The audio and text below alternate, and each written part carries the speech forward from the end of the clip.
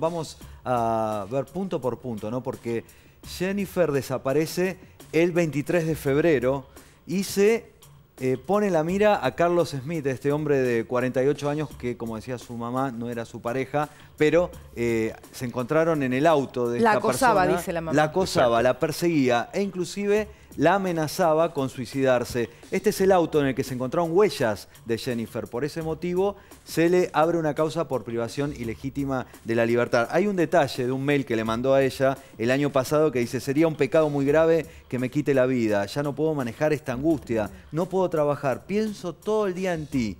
Y ya no deseo vivir, le decía allá por junio del año pasado. ¿Cómo para acosarla y obligarla? Otra vez la manipulación con hacer algo contra su vida, y luego actuar contra ella.